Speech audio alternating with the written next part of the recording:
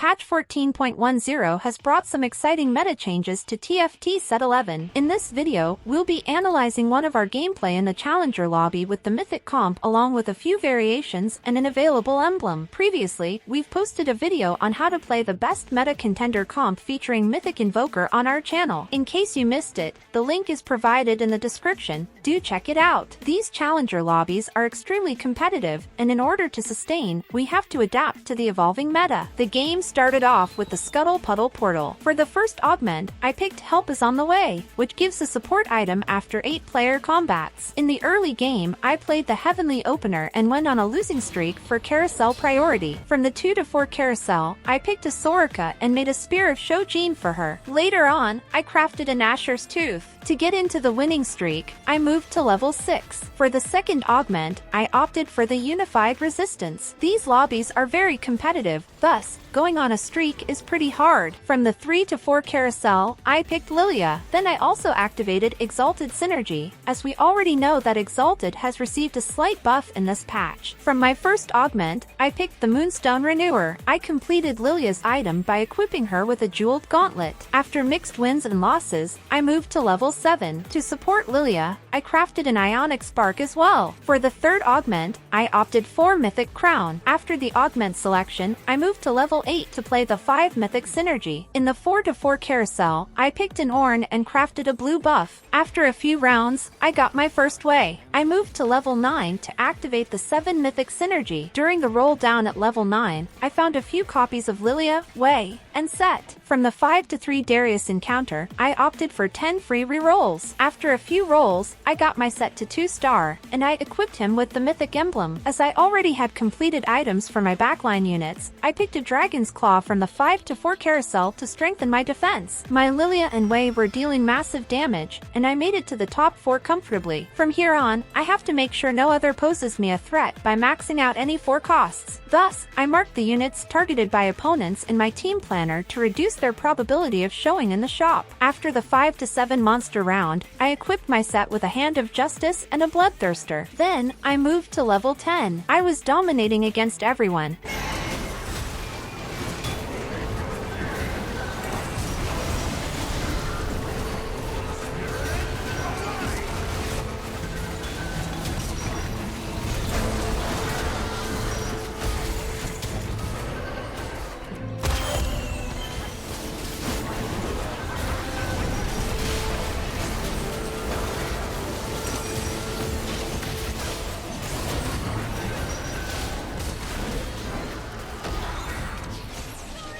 And it was down to the last 2 players. This is our final board with a variation of having behemoths and wardens activated instead of 4 invokers. There are always many variations to play in the case of available emblems. It is all about flexibility in the final stages along with positioning separating us from an average player. This comp gave us a comfortable top 1 in this Challenger lobby, proving this to be a good asset for rank climbers. That brings us to the end of this video. This comp will be dominating the meta in this patch for sure. Hope you have learned something new, and do try it out and let us know in the comments. For more gameplay analysis, subscribe to our channel, Item Swap.